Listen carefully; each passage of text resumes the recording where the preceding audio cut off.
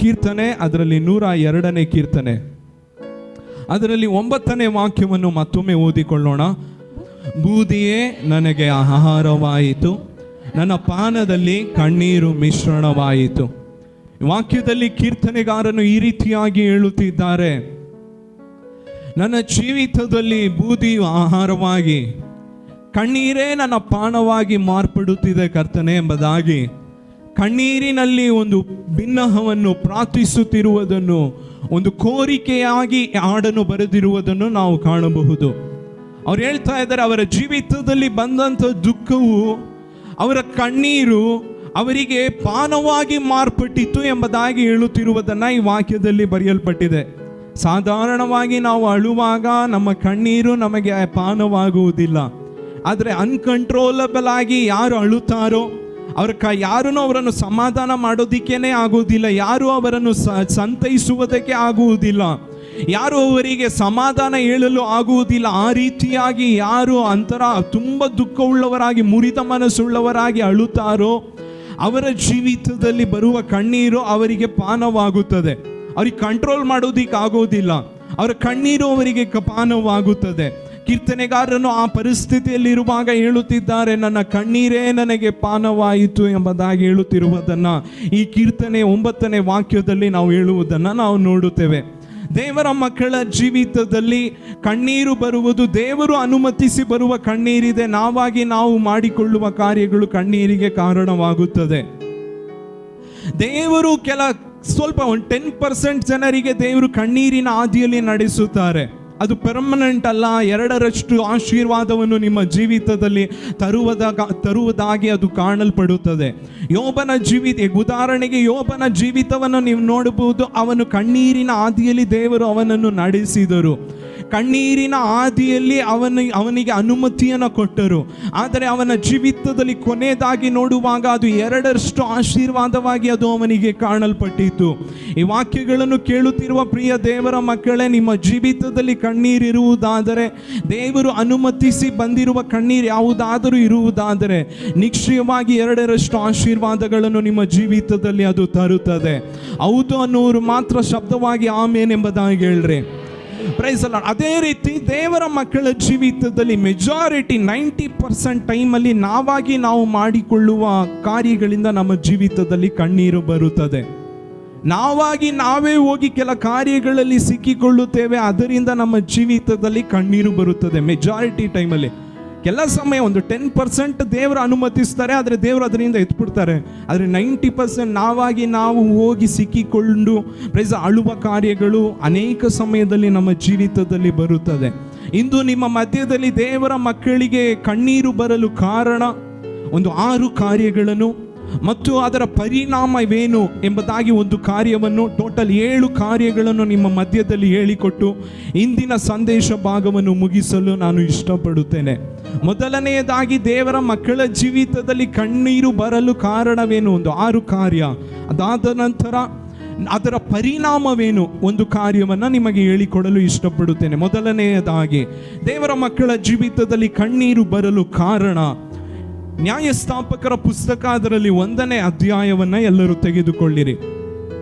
ನ್ಯಾಯಸ್ಥಾಪಕರು ಪುಸ್ತಕ 1ನೇ ಅಧ್ಯಾಯ, ಅದರಲ್ಲಿ 27ನೇ ವಾಕ್ಯದಿಂದ 30ನೇ ವಾಕ್ಯದವರೆಗೂ ಶಬ್ದವಾಗಿ ಗಟ್ಟಿಯಾದ ಧ್ವನಿಯಲ್ಲಿ ಓದ್ರಿ. ಮನಶ್ಶೆಯವರು ಬೇತೇಶನ್, ತಾನಾಕ್, ದೂರ್, ಇಮ್ಲೇಯಂ, ಮೆಗಿದ್ದೋ ಎಂಬ ಪಟ್ಟಣಗಳನ್ನು ಅವಳ ಗ್ರಾಮಗಳನ್ನು ಸ್ವಾಧೀನ ಮಾಡಿಕೊಳ್ಳಲಿಲ್ಲ. ಆದುದರಿಂದ ಕಾನಾನ್ಯರು ಈ ಪ್ರಾಂತಗಳಲ್ಲೇ ವಾಸಿಸುವುದಕ್ಕೆ ದೃಢ ಮಾಡಿದರು. ಎಲ್ಲರೂ ಈ ವಾಕ್ಯವನ್ನು ಗಮನವಿಟ್ಟು ಕೇಳಿಸಿಕೊಳ್ಳಿರಿ. ಈ ವಾಕ್ಯದಲ್ಲಿ ಬರೆಯಲ್ಪಟ್ಟಿದೆ ಸ್ವಾಧೀನ ಮಾಡಿಕೊಳ್ಳಲಿಲ್ಲ. ಎಲ್ಲರೂ ಗಮನವಿಟ್ಟು ಕೇಳಿಸಿಕೊಳ್ಳಿರಿ. ಅವ್ರು ಏನ್ ಮಾಡಲಿಲ್ಲ? ಸ್ವಾಧೀನ ಮಾಡಿಕೊಳ್ಳಲಿಲ್ಲ. ಅವರು ಹೋಗಿ ಅಲ್ಲಿ ಜೀವಿಸುತ್ತಿದ್ದಾರೆ, ಆದ್ರೆ ಆ ದೇಶವನ್ನು ಅವ್ರು ಏನ್ ಮಾಡಲಿಲ್ಲ? ಸ್ವಾಧೀನ ಮಾಡಿಕೊಳ್ಳಲಿಲ್ಲ. 28ನೇ ವಾಕ್ಯವನ್ನು ಓದ್ರಿ. ಇಸ್ರಾಯೇಲರು ಬಲಗೊಂಡ ಮೇಲೆ ಅವರನ್ನು ದಾಸತ್ವಕ್ಕೆ ಹೆಚ್ಚಿಸದೆ ಹೊರತು ಅಲ್ಲಿಂದ ಅಟ್ಟಿ ಬಿಡಲಿಲ್ಲ. ಈಗ ಇಸ್ರಾಯೇಲ್ ಜನರು ಬಲವಾಗಿ ಹರಡಿಕೊಂಡರು. ಈಗ ಇವರ ಕೈ ಎತ್ತಲ್ಪಟ್ಟಿತ್ತು, ಇವರು ಬಲಶಾಲಿಗಳಾದರು. ಈಗ ಶತ್ರುಗಳನ್ನು ಇವ್ರು ಏನ್ ಮಾಡ್ತಾ ಇದ್ದಾರೆ ಅಂದ್ರೆ, ತಮ್ಮ ಮನೆ ಕೆಲಸಗಳಿಗೆ, ತೋಟದ ಕೆಲಸಕ್ಕೆ, ತಮ್ಮ ಕಂಪನಿಯಲ್ಲಿ ಕೆಲಸಕ್ಕೆ, ದಾಸತ್ವಕ್ಕೆ ಕೆಲಸಗಾರರಾಗಿ ಇಟ್ಟುಕೊಂಡರೆ ಹೊರತು ಅವರನ್ನ ಏನು ಮಾಡಲಿಲ್ಲ, ಅಟ್ಟಿ ಬಿಡಲಿಲ್ಲ ಎಂಬುದಾಗಿ ಬರೆಯಲ್ಪಟ್ಟಿದೆ. 29ನೇ ವಾಕ್ಯವನ್ನು ಓದ್ರಿ. ಎಫ್ರಾಯಿಮರು ಗೆಜೇರಿನಲ್ಲಿದ್ದ ಕಾನ್ಯಾನರನ್ನು ಹೊರಡಿಸಿ ಬಿಡಲಿಲ್ಲ, ಆದುದರಿಂದ ಅವರ ಮಧ್ಯದಲ್ಲೇ ವಾಸಿಸುವರಾದರು. Praise the Lord. ಎಫ್ರಾಮಿಯರು ಅವರ ಮಧ್ಯದಲ್ಲಿದ್ದಂಥ ಕಾನಾನ್ಯರನ್ನು ಏನ್ ಮಾಡಲಿಲ್ಲ, ಹೊರಡಿಸಲಿಲ್ಲ, ಅವರ ಮಧ್ಯದಲ್ಲೇ ವಾಸಿಸುವವರಾದರು. 30ನೇ ವಾಕ್ಯವನ್ನು ಓದ್ರಿ. ಜೆಬುಲೂನ್ಯರು ಹೀಟ್ರೋನ್, ನೆಹಲೋಲ್ ಎಂಬ ಪಟ್ಟಣಗಳ ನಿವಾಸಿಗಳನ್ನು ಅಟ್ಟಿ ಬಿಡಲಿಲ್ಲ, ಆದರೆ ಆ ಕಾನ್ಯಾನರವರಿಗೆ ದಾಸರಾಗಿ. ಸಾಕು. Praise the lord. ಜೆಬುಲೂನ್ಯರು ಅವರ ಪಕ್ಕದಲ್ಲಿದ್ದಂಥ ಅನ್ಯ ಜನರನ್ನು, ಶತ್ರುವನ್ನು ಅವರು ಅಟ್ಟಿ ಬಿಡಲಿಲ್ಲ. ಅವರು ಕೂಡ ಅವರೊಂದಿಗೆ ವಾಸ ಮಾಡ್ತಾ ಇದ್ದಾರೆ, ಅವರನ್ನು ಕೆಲಸಕ್ಕೆ ಇಟ್ಟುಕೊಂಡಿದ್ದಾರೆ, ಅವರನ್ನು ದಾಸರಾಗಿ ಇಟ್ಟುಕೊಂಡಿದ್ದಾರೆ. ಮೊದಲನೆಯದಾಗಿ ಮನಾಸೆಯವರು ಅಟ್ಟಿ ಬಿಡಲಿಲ್ಲ. 28ನೇ ವಾಕ್ಯ ಇಸ್ರಾಯೇಲರನ್ನು ಕುರಿತು, ಫುಲ್ ಇಸ್ರಾಯೇಲ್ ಎಂಬುದಾಗಿ ಬರೆಯಲ್ಪಟ್ಟಿದೆ. 3ನೇಯದಾಗಿ 29ನೇ ವಾಕ್ಯ ಎಫ್ರಾಯಿಮ್ಯರು ಅವರು ಅಟ್ಟಿ ಬಿಡಲಿಲ್ಲ. 30ನೇ ವಾಕ್ಯದಲ್ಲಿ ಬರೆಯಲ್ಪಟ್ಟಿದೆ ಜೆಬುಲೂನ್ಯರು, ಪ್ರೈಸ್ ದಿ ಲಾರ್ಡ್, ಬೇರೆಯವರನ್ನು ಅಟ್ಟಿ ಬಿಡಲಿಲ್ಲ ಎಂಬುದಾಗಿ ಬರೆಯಲ್ಪಟ್ಟಿದೆ. ಇವರು ಹೆಚ್ಚಾದರು, ಇವರು ಬಲಗೊಂಡರು, ಅಧಿಕಾರಕ್ಕೆ ಬಂದರು, ಉನ್ನತ ಸ್ಥಾನದಲ್ಲಿ ಬಂದರು. ಆದರೆ ಶತ್ರುವನ್ನು ಅಟ್ಟಿ ಬಿಡಲಿಲ್ಲ, ಬದಲಾಗಿ ತಮ್ಮ ಮನೆಯಲ್ಲಿ ಕೆಲಸಕ್ಕೋಸ್ಕರ ಇಟ್ಟುಕೊಂಡರು ಎಂಬುದಾಗಿ ವಾಕ್ಯದಲ್ಲಿ ಬರೆಯಲ್ಪಟ್ಟಿದೆ. ಮೊದಲನೆಯದಾಗಿ ದೇವರ ಮಕ್ಕಳಿಗೆ ಬರುವ ಕಣ್ಣೀರಿಗೆ ಕಾರಣ ಏನು ಗೊತ್ತಾ? ದೇವರು ಕೊಡುವ ಅವಕಾಶವನ್ನು ಉಪಯೋಗಿಸದೇ ಇರುವಾಗ ನಮ್ಮ ಜೀವಿತದಲ್ಲಿ ಕಣ್ಣೀರು ಬರುತ್ತದೆ. ಮತ್ತೊಮ್ಮೆ ಹೇಳುತ್ತೇನೆ, ದೇವರು ನಿಮ್ಮ ಜೀವಿತದಲ್ಲಿ ಕೊಡುವ ಅವಕಾಶಗಳನ್ನು ನೀವು ಉಪಯೋಗಿಸದೇ ಇದ್ದರೆ ಅದು ನಿಮ್ಮ ಜೀವಿತದಲ್ಲಿ ಕಣ್ಣೀರಾಗಿ ಮಾರ್ಪಡುತ್ತದೆ ಎಂಬುದನ್ನು ಈ ವಾಕ್ಯಗಳು, ಈ ಅಧ್ಯಾಯ ನೀವು ಮನೆಗೆ ಹೋಗಿ ಓದಬೇಕಾದ್ರೆ ನಿಮಗೆ ಕರೆಕ್ಟಾಗಿ ಸ್ಪಷ್ಟವಾಗಿ ಅರ್ಥವಾಗುತ್ತದೆ. ಎಲ್ಲದಕ್ಕೂ ದೇವರು ಒಂದು ಕಾಲವನ್ನು ನೇಮಿಸಿರುತ್ತಾರೆ. ನಮ್ಮನ್ನು ಬಲಪಡಿಸಿ ಶತ್ರುವನ್ನು ಬಲಹೀನಪಡಿಸಿರುವ ಒಂದು ಕಾಲವು ಇರುತ್ತದೆ. ನಮ್ಮನ್ನು ದೇವರು ಕೃಪೆಯಲ್ಲಿ ಬಲಪಡಿಸಿರುತ್ತಾರೆ, ಪ್ರಾರ್ಥನೆಯಲ್ಲಿ ಬಲಪಡಿಸಿರುತ್ತಾರೆ, ಆರಾಧನೆಯಲ್ಲಿ ಬಲಪಡಿಸಿರುತ್ತಾರೆ, ಸ್ತುತಿಯಲ್ಲಿ ಬಲಪಡಿಸಿರುತ್ತಾರೆ. ಆ ಬಲಪಡಿಸಿರುವ ಸಮಯದಲ್ಲಿ ನಾವು ಪ್ರೈಸ್ ದಿ ಲಾರ್ಡ್ ಶತ್ರುವನ್ನು ಅಟ್ಟಿ ಬಿಡದೇ ಇದ್ದರೆ, ದೇವರು ಕೊಟ್ಟಂತ ಅವಕಾಶವನ್ನು ನಾವು ಉಪಯೋಗಿಸದೇ ಇದ್ದರೆ, ಸತ್ಯವೇದದಲ್ಲಿ ಬರೆಯಲ್ಪಟ್ಟಿದೆ, ಅದು ನಮ್ಮ ಕಣ್ಣೀರಿಗೆ ಕಾರಣವಾಗುತ್ತದೆ. ನಿಮ್ಗೆ ಅರ್ಥ ಆಗೋ ರೀತಿಯಲ್ಲಿ ಹೇಳುತ್ತೇನೆ. ಲೂಕನು ಬರೆದ ಸುವಾರ್ತೆ ಅದರಲ್ಲಿ 10ನೇ ಅಧ್ಯಾಯ 19ನೇ ವಾಕ್ಯದಲ್ಲಿ ಬರೆಯಲ್ಪಟ್ಟಿದೆ. ಲೂಕ್ ಚಾಪ್ಟರ್ 10 ವರ್ಸ್ 19 ಅದರಲ್ಲಿ ಈ ರೀತಿಯಾಗಿ ಬರೆಯಲ್ಪಟ್ಟಿದೆ, ನೀವು ಆವುಗಳನ್ನು, ಚೇಳುಗಳನ್ನು, ವೈರಿಯ ಸಮಸ್ತ ಬಲವನ್ನು ತುಳಿಯುವುದಕ್ಕೆ ನಿಮಗೆ ಅಧಿಕಾರ ಕೊಟ್ಟಿದ್ದೇನೆ. ಎಲ್ಲರ ಗಮನವಿಟ್ಟು ಕೇಳಿಸ್ಕೊಳ್ರಿ. ಆವುಗಳನ್ನು, ಚೇಳುಗಳನ್ನು, ವೈರಿಯ ಸಮಸ್ತ ಬಲವನ್ನು ತುಳಿಯುವ ಅಧಿಕಾರವನ್ನು ದೇವರು ಏನ್ ಮಾಡಿದಾರಂತೆ? ನಮಗೆ ಕೊಟ್ಟಿದ್ದಾರಂತೆ. ಅದೇ ಸಮಯದಲ್ಲಿ ಶತ್ರುವನ್ನ ಏನ್ ಮಾಡ್ತಾರೆ ಗೊತ್ತಾ? ಕೊಲೋಸಿಯದವರಿಗೆ ಬರೆದ ಪತ್ರಿಕೆ 2ನೇ ಅಧ್ಯಾಯ 15ನೇ ವಾಕ್ಯವನ್ನ ಓದ್ರಿ. ಕೊಲೋಸಿಯನ್ಸ್ ಚಾಪ್ಟರ್ 2 ವರ್ಸ್ 15 ಅದರಲ್ಲಿ ಈ ರೀತಿಯಾಗಿ ಬರೆಯಲ್ಪಟ್ಟಿದೆ, ಶತ್ರುವಿನ ದೊರೆತನಗಳನ್ನು, ಅಧಿಕಾರಗಳನ್ನು ನಿರಾಯುಧವಾಗಿ ಮಾಡಿ ಎಂಬುದಾಗಿ ಬರೆಯಲ್ಪಟ್ಟಿದೆ. ಒಂದು ಕಡೆ ದೇವರ ಮಕ್ಕಳನ್ನು ದೇವರು ಬಲಪಡಿಸುತ್ತಾ ಇದ್ದಾರೆ, ಇನ್ನೊಂದು ಕಡೆ ಶತ್ರುವನ್ನು ಬಲಹೀನಪಡಿಸುತ್ತಾ ಇದ್ದಾರೆ.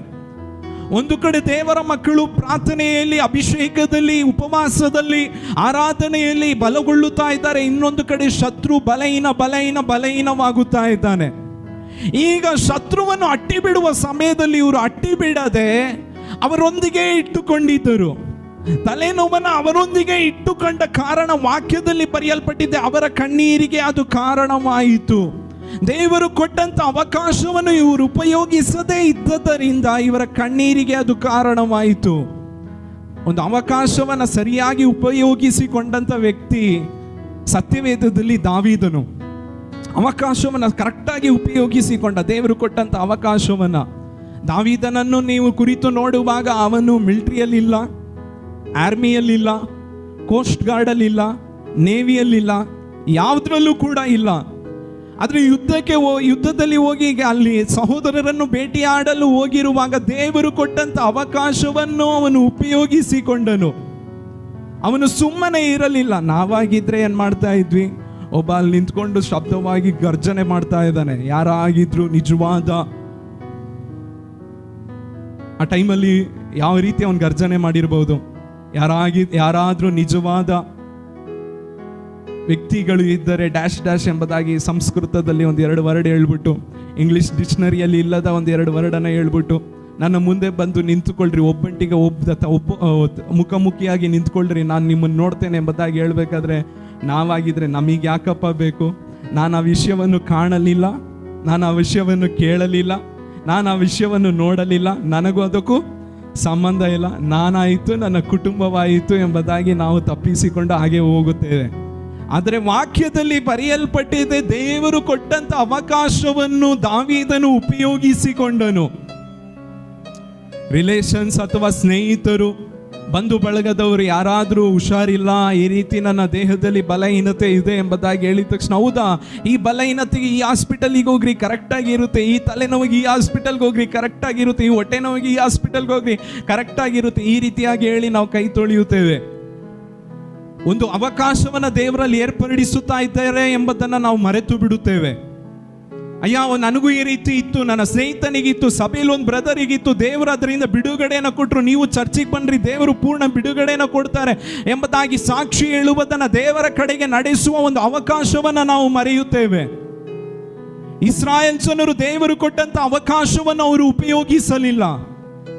ದಾವೀದನು ದೇವರು ಕೊಟ್ಟ ಅವಕಾಶವನ್ನು ಉಪಯೋಗಿಸಿದನು. ನನ್ನೊಳಗೆ ದೇವರ ಬಲವಿದೆ, ನನ್ನೊಳಗೆ ದೇವರ ಶಕ್ತಿ ಇದೆ, ನನ್ನ ಮೇಲೆ ದೇವರ ಅಭಿಷೇಕವಿದೆ ಎಂಬುದನ್ನು ದಾವೀದನು ಈ ಲೋಕಕ್ಕೆ ತಿಳಿಸುವುದಕ್ಕೆ ಸರಿಯಾದ ಸಮಯ ಇದು ಎಂಬುದಾಗಿ ಅವನು ತಿಳಿದುಕೊಂಡನು. ನಿಮ್ಮೊಳಗೆ ದೇವರ ಶಕ್ತಿ, ದೇವರ ಅಭಿಷೇಕ, ದೇವರ ಬಲ, ದೇವರ ಕೃಪೆ ಇದೆ ಎಂಬುದಾಗಿ ನೀವು ಯಾವಾಗ ತಿಳಿಸ್ಬೇಕು ಗೊತ್ತಾ? ದೇವರು ನಿಮಗೆ ಅವಕಾಶವನ್ನು ಕೊಡುವಾಗ ನೀವು ದೇವರಿಗೋಸ್ಕರ ಸುವಾರ್ತೆಯನ್ನು ಸಾರಿ ದೇವರ ಅವಕಾಶವನ್ನು ಉಪಯೋಗಿಸಿಕೊಳ್ಳಬೇಕು. ಉಪವಾಸ ಮಾಡಲು ದೇವರ ಅವಕಾಶ ಕೊಡ್ತಾ ಇದ್ದಾರೆ, ಉಪವಾಸ ಮಾಡ್ರಿ. ಪ್ರಾರ್ಥನೆ ಮಾಡಲು ದೇವರ ಅವಕಾಶ ಕೊಡ್ತಾ ಇದ್ದಾರೆ, ಪ್ರಾರ್ಥನೆ ಮಾಡ್ರಿ. ಆರಾಧಿಸಲು ದೇವರ ಅವಕಾಶ ಕೊಡ್ತಾ ಇದ್ದಾರೆ, ಆರಾಧಿಸ್ರಿ. ಸ್ತುತಿಸಲು ದೇವರ ಅವಕಾಶವನ್ನು ಕೊಡ್ತಾ ಇದ್ದಾರೆ, ಸ್ತುತಿಸಿರಿ. ಅವಕಾಶವನ್ನು ಉಪಯೋಗಿಸಿಕೊಳ್ಳುವವರನ್ನು ದೇವರು ಮೇಲೆತ್ತುವ ದೇವರಾಗಿದ್ದಾರೆ. ನಾನೊಂದು ಚಿಕ್ಕ ಕಥೆ, ನಡೆದಂಥ ಹಿಸ್ಟರಿ, ಒಂದು ಇತಿಹಾಸವನ್ನು ನಿಮಗೆ ಹೇಳಿಕೊಡಲು ಇಷ್ಟಪಡುತ್ತೇನೆ. 1912ನೇ ಇಸ್ವಿಯಲ್ಲಿ ಏಪ್ರಿಲ್ 14ನೇ ತಾರೀಕು 1912ನೇ ಇಸ್ವಿಯಲ್ಲಿ ಅಟ್ಲಾಂಟಿಕ್ ಓಷನ್ ಅಲ್ಲಿ ಒಂದು ದೊಡ್ಡ ಹಡಗು 2224 ಜನರನ್ನು ಹೊತ್ತುಕೊಂಡು ಆ ಹಡಗು ಪ್ರಯಾಣ ಮಾಡುತ್ತಾ ಹೋಗುತ್ತಿತ್ತು. ಇದುವರೆಗೂ ಕಂಡಂತ, ಇತಿಹಾಸದಲ್ಲಿ ಕಂಡಂತ ಒಂದು ದೊಡ್ಡ ಹಡಗು. ಏನೇ ಮಾಡಿದ್ರು ಅದು ಮುಳುಗುವುದಿಲ್ಲ, ಏನೇ ಮಾಡಿದ್ರು ಅದು ಮುರಿದು ಹೋಗುವುದಿಲ್ಲ, ಏನೇ ಮಾಡಿದ್ರು ಅದ್ರ ಒಳಗೆ ನೀರು ಬರುವುದಿಲ್ಲ ಎಂಬುದಾಗಿ ನೋಡಿ ನೋಡಿ ನೋಡಿ ಕಟ್ಟಿದಂತ ಒಂದು ಹಡಗು. ಹೊರಟು ಸ್ವಲ್ಪ ಸಮಯದಲ್ಲಿ ಮಧ್ಯರಾತ್ರಿ 11:40ಕ್ಕೆ ಸರಿಯಾಗಿ ಅದು ಒಂದು ಇಬ್ಬನಿಯಲ್ಲಿ ಕ್ರ್ಯಾಶ್ ಆಗಿ ಅದು ಮುಳುಗಲು ಪ್ರಾರಂಭಿಸಿತು. ಅದು ಮುಳುಗಲು ಎಷ್ಟು ಹೊತ್ತು ತಗೊಂಡಿತ್ತು ಅಂದರೆ ಸರಿಯಾಗಿ 2 ಅವರ್ 40 ನಿಮಿಷ, 2 hours 40 minutes ತಗೊಂಡು ಫುಲ್ಲಾಗಿ ಮುಳುಗುವುದಕ್ಕೆ. ಅದು ಮುಳುಗುವುದಕ್ಕೆ 2 hours 40 minutes ತಗೊಂಡು. ಹೊಡೆದಿದ್ದು 11:40ಕ್ಕೆ, ಮುಳುಗಿದ್ದಾದ ಮೇಲೆ 3 ತಾಸಿನ ನಂತರ ಅದು ಮುಳುಗ್ತಾ ಇದೆ. ಹೊಡೆದ್ಬಿಡ್ತು, ಮುಳುಗ್ತಾ ಇದೆ, ಸ್ವಲ್ಪ ಸ್ವಲ್ಪ ನೀರು ಒಳಗೆ ಬರ್ತಾ ಇದೆ ಎಂಬುದಾಗಿ ಎಲ್ಲರಿಗೂ ಗೊತ್ತಾಯಿತು. ಎಷ್ಟು ಜನ ಇದ್ದಾರೆ? 2224 ಜನರಿದ್ದಾರೆ. ಆದರೆ ಅದರಲ್ಲಿ ಲೈಫ್ ಬೋಟಲ್ಲಿ ಲೈಫ್ ಜಾಕೆಟ್ ಹಾಕೊಂಡು, ಎಲ್ಲರಿಗೂ ಲೈಫ್ ಬೋಟ್ ಇದೆ. ಆ ಬೋಟಲ್ಲಿ ತುಂಬಾ ಲಕ್ಸುರಿ, ಬಂದಿರುವ ಎಲ್ಲರಿಗೂ ಸೇಫ್ಟಿ ಪ್ರಿಕಾಷನ್ಸ್ ಇದೆ, ಎಲ್ಲರಿಗೂ ಲೈಫ್ ಬೋಟ್ ಇದೆ, ಲೈಫ್ ಜಾಕೆಟ್ ಇದೆ, ಎಲ್ಲರಿಗೂ ಇದ್ದರೂ ಕೂಡ ತಪ್ಪಿಸಿಕೊಂಡದ್ದು ಎಷ್ಟು ಜನ ಗೊತ್ತಾ? ಬರೀ 710 ಜನ, 710 ಪೀಪಲ್. 2224 ಜನರಲ್ಲಿ ಬರೀ 710 ಜನರು ಮಾತ್ರ ಲೈಫ್ ಬೋಟಲ್ಲಿ ತಪ್ಪಿಸಿಕೊಂಡರು. ಹೆಚ್ಚು ಕಡಿಮೆ 3 ತಾಸುಗಳು ಅವರಿಗೆ ಸಮಯವಿತ್ತು ತಪ್ಪಿಸಿಕೊಳ್ಳಲು, ಆದರೆ ಅವರು ತಪ್ಪಿಸಿಕೊಳ್ಳಲಿಲ್ಲ. ದೇವರು ಕೊಟ್ಟಂತ ಅವಕಾಶವನ್ನು ನೀವು ಉಪಯೋಗಿಸದೇ ಇದ್ದರೆ ಒಂದು ದಿವಸ ಕಣ್ಣೀರು ಸುರಿಸುವ ದಿವಸಗಳು ಬರುತ್ತದೆ. ಅರ್ಥವಾಗುತ್ತಿರೋರು ಮಾತ್ರ ಕೈಗಳ ಮೇಲೆ ತಲೆಯಲ್ಲಿ ಹೇಳ್ರಿ ಹಲ್ಲೆಲೂಯಾ. ದೇವರೊಂದು ಅವಕಾಶವನ್ನು ನನ್ನ ಜೀವಿತದಲ್ಲಿ ಕೊಡುತ್ತಾ ಇದ್ದಾನೆಂದರೆ ಒಂದನ್ನು ನಾನು ಸ್ಪಷ್ಟವಾಗಿ ತಿಳಿದುಕೊಳ್ಳಬೇಕು. ದೇವರು ನನ್ನನ್ನು ಉಪಯೋಗಿಸುತ್ತಿದ್ದಾನೆ, ದೇವರು ನನ್ನನ್ನು ಪ್ರೀತಿಸುತ್ತಿದ್ದಾನೆ, ದೇವರು ಅನೇಕರನ್ನು ನನ್ನ ಮೂಲಕ ರಕ್ಷಿಸಲು ನೋಡುತ್ತಿದ್ದಾರೆ, ನನ್ನ ಮೂಲಕ ಅನೇಕರನ್ನು ರಕ್ಷಣೆಯ ದಾರಿಗೆ ನಡೆಸಲು ನೋಡುತ್ತಿದ್ದಾನೆ, ನನ್ನ ಮೂಲಕ ನನ್ನ ಕುಟುಂಬವನ್ನು ಮೇಲೆತ್ತಲು ನೋಡುತ್ತಿದ್ದಾನೆ, ನನ್ನ ಮೂಲಕ ಅನೇಕರನ್ನು ಬಿಡಿಸಲು ನೋಡುತ್ತಿದ್ದಾನೆ, ನನ್ನ ಮೂಲಕ ಅನೇಕರ ಬಂಧನವನ್ನು ಮುರಿಯಲು ನೋಡುತ್ತಿದ್ದಾನೆ, ನನ್ನ ಮೂಲಕ ಅನೇಕರ ವ್ಯಾಧಿಗಳನ್ನು ನೀಗಿಸಲು ಆತನು ನೋಡುತ್ತಿದ್ದಾನೆ. Praise the Lord, hallelujah. ಆದರೆ ವಾಕ್ಯದಲ್ಲಿ ಬರೆಯಲ್ಪಟ್ಟಿದೆ, ಇವರು ದೇವರು ಕೊಟ್ಟಂತ ಅವಕಾಶವನ್ನು ಇವರು ಉಪಯೋಗಿಸಿಕೊಳ್ಳಲಿಲ್ಲ, ಆದ್ದರಿಂದ ಇವರ ಕಣ್ಣೀರಿಗೆ ಇದು ಕಾರಣವಾಯಿತು. ದೇವರು ಒಂದು ಅವಕಾಶವನ್ನು ಕೊಡ್ತಾ ಇದ್ದಾರ, ಅದನ್ನು ಉಪಯೋಗಿಸಿಕೊಳ್ಳ್ರಿ. ಸಾಕ್ಷಿ ಹೇಳಲು, ಪ್ರಾರ್ಥನೆ ಮಾಡಲು, ಪ್ರೈಸ್ ದಿ ಲಾರ್ಡ್, ವಾಕ್ಯವನ್ನು ಸಾರಲು, ಅನೇಕರನ್ನು ರಕ್ಷಣೆಯ ಮಾರ್ಗದಲ್ಲಿ ನಡೆಸಲು, ಪ್ರೈಸ್ ದಿ ಲಾರ್ಡ್, ಅನೇಕರನ್ನು ಕತ್ತಲೆ ಮಾರ್ಗದಿಂದ ಬೆಳಕಿಗೆ ನಡೆಸಲು, ಆಮೇಲೆ ದೇವರ ಸನ್ನಿಧಾನಕ್ಕೆ ಕರೆತರಲು, ಸಭೆಯಲ್ಲಿ ಕೆಲಸ ಮಾಡಲು, ಏನೋ ಒಂದಕ್ಕೆ ದೇವರು ಅವಕಾಶವನ್ನು ಕೊಡ್ತಾ ಇದ್ದಾರ. ಇದು ಅವ್ರು ಮಾಡಬೇಕು, ಇದು ಇವ್ರು ಮಾಡಬೇಕು, ಸಭೆಯಲ್ಲಿ ಏನೋ ಕೆಲಸ ಇದೆ, ಇವ್ರು ಅವ್ರು ಮಾಡುವ ಕೆಲಸ ಎಂಬುದಾಗಿ ಬಿಡ್ಬಿಡ್ರಿ. ನೀವು ಮಾಡ್ರಿ, ನೀವು ಉಪಯೋಗಿಸಿರಿ. ದೇವರು ನಿಮ್ಮನ್ನು ಆಶೀರ್ವದಿಸುವ ದೇವರಾಗಿದ್ದಾರೆ. ಕೈಗಳನ್ನು ಮೇಲೆತ್ತಿ ಆಮೇನ್ ಎಂಬುದಾಗಿ ಹೇಳೋಣ. ಎರಡನೆಯದಾಗಿ ಕಣ್ಣೀರಿಗೆ ಕಾರಣ ವಾಕ್ಯದಲ್ಲಿ ಬರೆಯಲ್ಪಟ್ಟಿದೆ, ಅದೇ ನ್ಯಾಯಸ್ಥಾಪಕರು 1ನೇ ಅಧ್ಯಾಯ 34ನೇ ವಾಕ್ಯವನ್ನು ಓದ್ರಿ.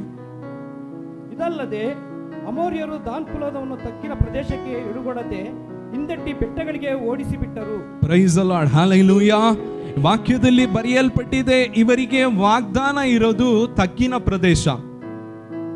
ನೀನು ಹೋಗಿ ತಗ್ಗಿನ ಪ್ರದೇಶದಲ್ಲಿ ಯುದ್ಧ ಮಾಡಿ ಅದನ್ನು ಸ್ವತಂತ್ರಿಸಿಕೊ ಎಂಬುದಾಗಿ ವಾಗ್ದಾನ ಇದೆ. ಈಗ ಇವರು ಸ್ವತಂತ್ರಿಸುವುದಕ್ಕೋಸ್ಕರ ಇಳಿದು ಹೋಗುತ್ತಿದ್ದಾರೆ. ಅಲ್ಲಿರುವವನು ಇವರು 1 ಹೆಜ್ಜೆ ಇಟ್ಟರೆ 10 ಹೆಜ್ಜೆ ಇವರನ್ನು ಹಿಂದೆ ಓಡಿಸುತ್ತಿದ್ದಾನೆ.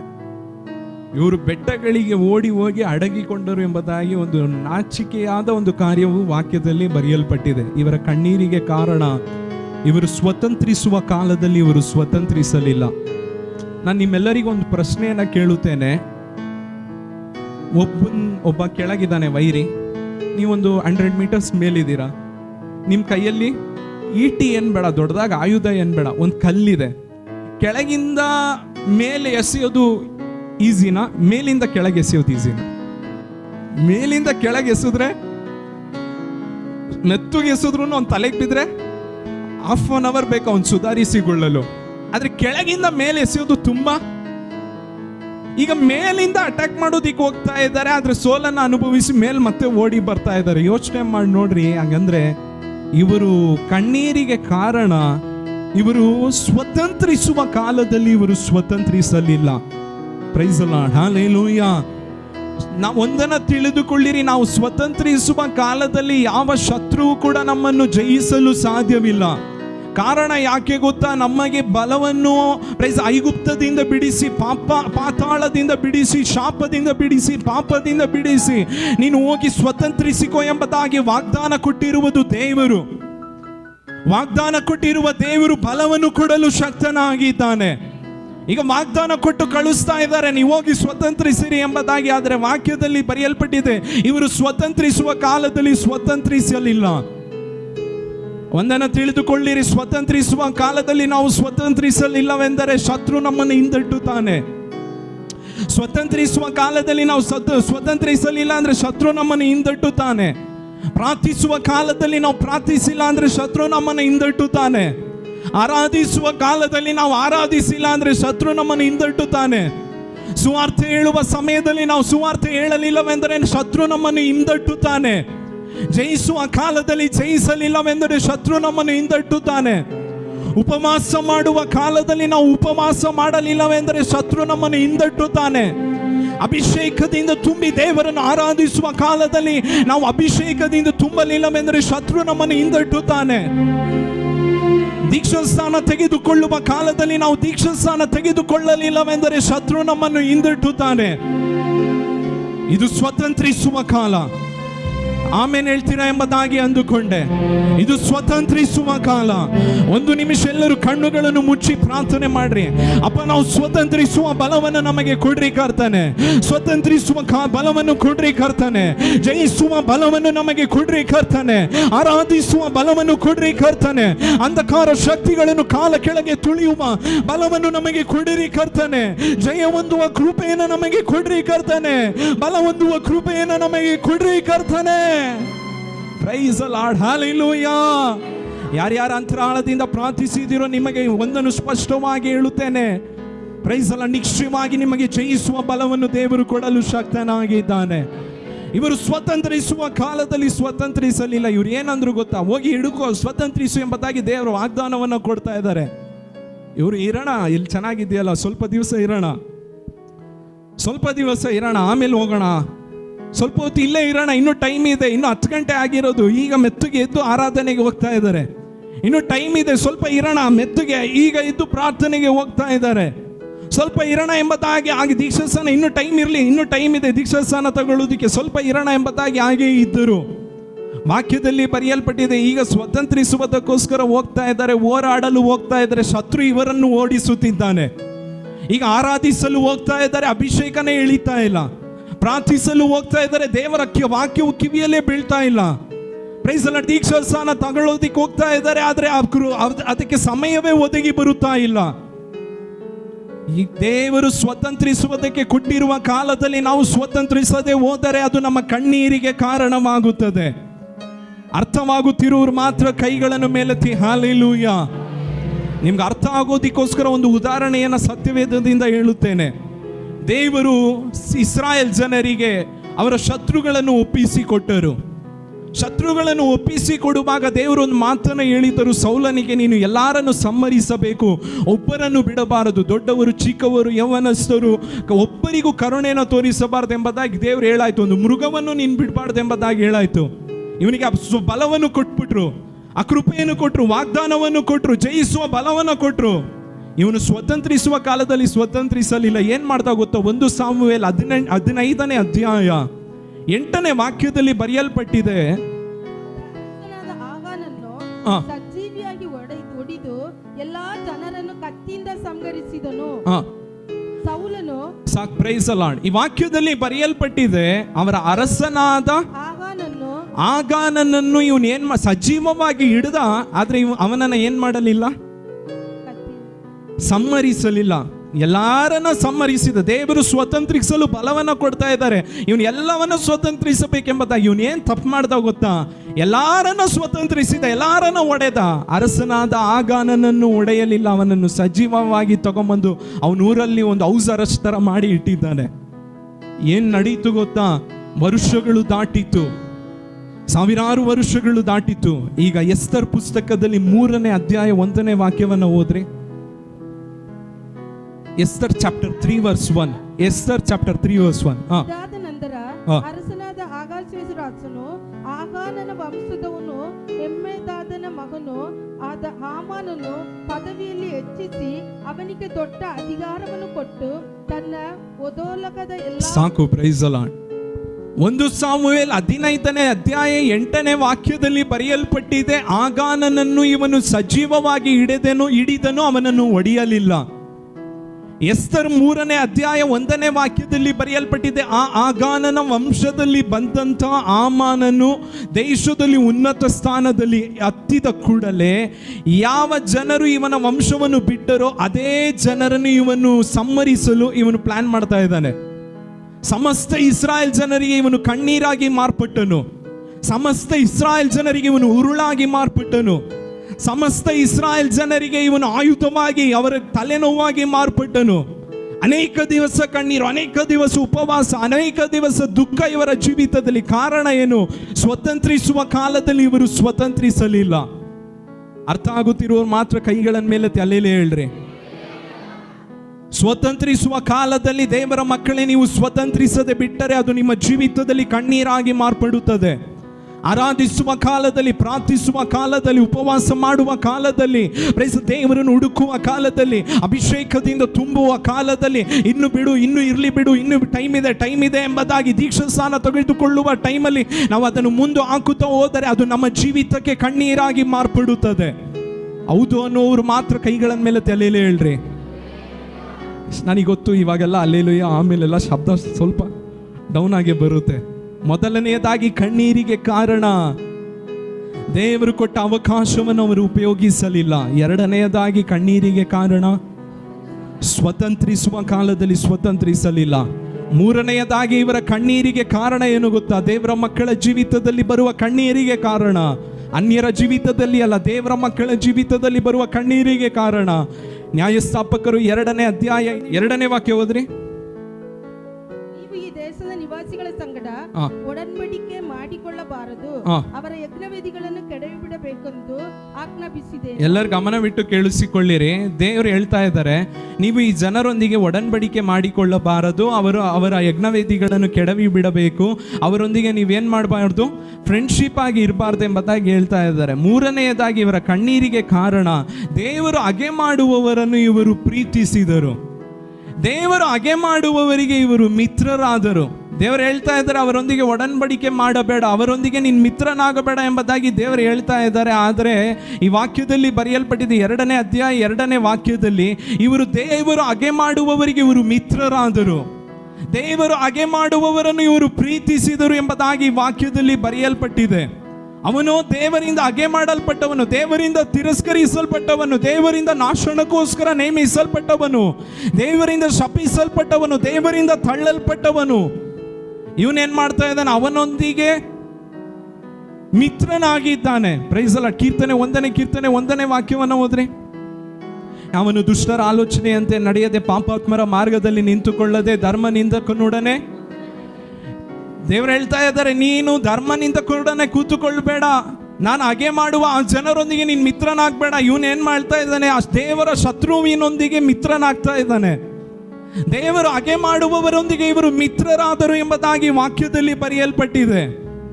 ಒಂದನ್ನು ತಿಳಿದುಕೊಳ್ಳಿರಿ, ಅವರು ನಾಶನಕ್ಕೋಸ್ಕರ ನೇಮಿಸಲ್ಪಟ್ಟಂತ ಜನಾಂಗ, ಅವರು ಗಂಧಕ ಉರಿಯುವ ಬೆಂಕಿಗೋಸ್ಕರ ನೇಮಿಸಲ್ಪಟ್ಟಂತ ಜನಾಂಗವು, ಅವರನ್ನು ದೇವರು ಹಗೆ ಮಾಡು ತಳ್ಳಲ್ಪಟ್ಟಂತ ಜನಾಂಗವು, ಅವರ ಧರ್ಮ ನಿಂದಕರು ಅವರೊಂದಿಗೆ ಇವರು ಹೋಗಿ ಕೂತುಕೊಂಡ್ರಂತೆ.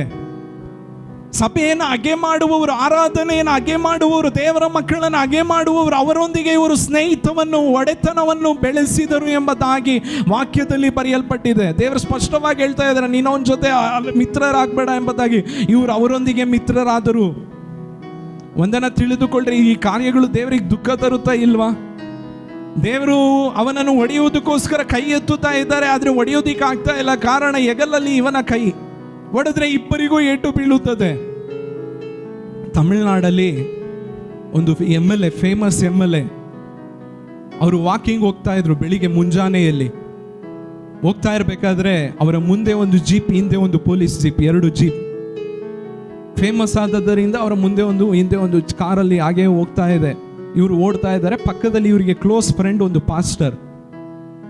ಇಬ್ಬರು ಕೂಡ ಸೇರಿ ವಾಕಿಂಗ್ ಹೋಗ್ತಾ ಇದ್ದಾರೆ ಬೆಳಿಗ್ಗೆ ರೋಡ್ ಸೈಡಲ್ಲಿ. ಹಾಗೆ ಬೆಳಿಗ್ಗೆ ಮುಂಜಾನೆ ಒಂದು 5 ಗಂಟೆಗೆ ಒಂದು 4-5 ಜನರು ನಡೆದಂಥ ಸಂಗತಿ. 4-5 ಜನರು ಬಂದರು, ಆ MLAಯನ್ನು ಸಾಯಿಸೋದಕ್ಕೋಸ್ಕರ ಬಂದರು. ಬಂದು ಅವರನ್ನು ಸಾಯಿಸಿದ್ರು. ಈ ಪಾಸ್ಟರ್ ಹೋಗಿ, ಅವ್ರನ್ನ ಹೊಡಿಬೇಡ ಬಿಟ್ಬಿಡಿ ಎಂಬುದಾಗಿ ಹೇಳಿದ್ರು. ಇವರನ್ನು ಸಾಯಿಸ್ಬಿಟ್ರು, ಹಾಗೆ ಕೊಚ್ಬಿಟ್ಟು ಹೊಟ್ಟೋಗ್ಬಿಟ್ರು. ಕಾರಣ ಏನು? ಅವರು ಮಾಡಿದಂಥ ಒಂದೇ ಒಂದು ತಪ್ಪು, ಧರ್ಮ ನಿಂದಕನೊಡನೆ ಅವರು ಕೂತುಕೊಂಡರು. ಧರ್ಮ ನಿಂದಕನೊಡನೆ ಅವರು ಒಂದು ಮಿತ್ರರಾದರು. ದೇವರ ಹಗೆ ಮಾಡುವವರೊಂದಿಗೆ ಇವರು ಮಿತ್ರರಾದರು. ಅದು ವಾಕ್ಯದಲ್ಲಿ ಬರೆಯಲ್ಪಟ್ಟಿದೆ, ಇವರು ಕಣ್ಣೀರಿಗೆ ಕಾರಣವಾಯಿತು ಎಂಬುದಾಗಿ. Praise the Lord, hallelujah. ಒಂದನ್ನು ತಿಳಿದುಕೊಳ್ಳಿರಿ, ನಮ್ಮ ಜೀವಿತದಲ್ಲಿ ಮಾಡುವಂತಹ ಧರ್ಮನಿಂದಕರೊಡನೆ ದೇವರ ಮಕ್ಕಳನ್ನು, ಸಭೆಯನ್ನು ಹಗೆ ಮಾಡುವವರೊಂದಿಗೆ ನಾವು ಮಿತ್ರರಾದರೆ ಅದು ನಮ್ಮ ಕಣ್ಣೀರಿಗೆ ಕಾರಣವಾಗುತ್ತದೆ. ಇನ್ನೊಂದು ಉದಾಹರಣೆಯನ್ನು ನಾನು ನಿಮಗೆ ನಡೆದಂಥ ಕಾರ್ಯವನ್ನು ಹೇಳಿಕೊಡುತ್ತೇನೆ. ನಾನು ಒಂದು ಕಡೆ ಮೀಟಿಂಗ್ ಹೋಗಿದ್ದೆ. ಆರಾಧನೆ ಮುಗಿದ ಕೂಡಲೇ ಒಬ್ರು ಬಂದ್ಬಿಟ್ಟು ಒಂದು ಪ್ರೇಯರ್ ರಿಕ್ವೆಸ್ಟನ್ನು ಕೊಟ್ಟರು. ಏನಂತ ಕೊಟ್ಟರು ಗೊತ್ತಾ? ನನ್ನ ತಮ್ಮ ತುಂಬ ಒಳ್ಳೆಯವನು, ಯಾವ ಕೆಟ್ಟ ಅಭ್ಯಾಸ ಇಲ್ಲ, ಒಳ್ಳೆಯವನು. ಆದರೆ ಒಂದು ದಿವಸ ಅವನ ಸ್ನೇಹಿತರೊಂದಿಗೆ ಅವನು ರೋಡ್ ಸೈಡಲ್ಲಿ ನಿಂತಿದ್ದ, ಎಲ್ಲೋ ಹೋಗ್ಬೇಕೆಂಬುದಾಗಿ ನಿಂತಿದ್ದ. ಅವನ ಸ್ನೇಹಿತರು ಹಾಗೆ ಕಾರಲ್ಲಿ ಬಂದರು. ಕಾರಲ್ಲಿ ಬಂದ್ಬಿಟ್ಟು ಅವನನ್ನ ಪ್ರೈಸಲ್ಲ ಬಾ ಒಂದು ಸುಮ್ಮನೆ ಅವ್ನಿಗೆ ಒಂದು ರೋಡ್ ಹೋಗಿ ಬರೋಣ, ಬಾ ಒಂದು ಟೀ ಕುಡ್ಕೊಂಡ್ ಬರೋಣ ಎಂಬುದಾಗಿ ಕರ್ಕೊಂಡೋದ್ರು. ಇವನು ಬಾ ಸ್ವಲ್ಪ ತಾನೆ ಇಲ್ಲೇ ತಾನೆ ಎಂಬುದಾಗಿ ಕಾರಲ್ಲಿ ಹತ್ತು ಕೂತ್ಕೊಂಡ. ಸ್ವಲ್ಪ ದೂರ ಆ ಕಾರ್ ಹೋಗ್ತಿದ್ದಂಗೆ ಹಾಗೆ ಆ ಕಾರನ್ನು ಪೊಲೀಸರು ಅಡ್ಡ ಹಾಕಿದರು. ಇವನಿಗೇನು ನಡೀತಿದೆ ಎಂಬುದಾಗಿ ಗೊತ್ತಿಲ್ಲ. ಅಷ್ಟು ಜನರನ್ನು ಹಾಗೆ ಹಿಡ್ಕೊಂಡು ಸ್ಟೇಷನ್ಗೆ ಕರ್ಕೊಂಡೋಗಿ ಕುಣಿಸಿದ್ರು. ಆ ಕಾರಲ್ಲಿ ಗಾಂಜಾ ಇತ್ತಂತೆ. ಇದನ್ನು ಪೊಲೀಸರು ಹಿಂಬಾಲಿಸುತ್ತಾ ಇದ್ದಿದ್ದಾರೆ. ಇದರಲ್ಲಿ ಇವನು ಹೋಗಿ ಸಿಗಾಕೊಂಡ. ಈಗ ಯೋಚನೆ ಮಾಡಿ ನೋಡ್ರಿ, ಕೆಟ್ಟ ಸ್ನೇಹಿತರ ಸಹವಾಸವು.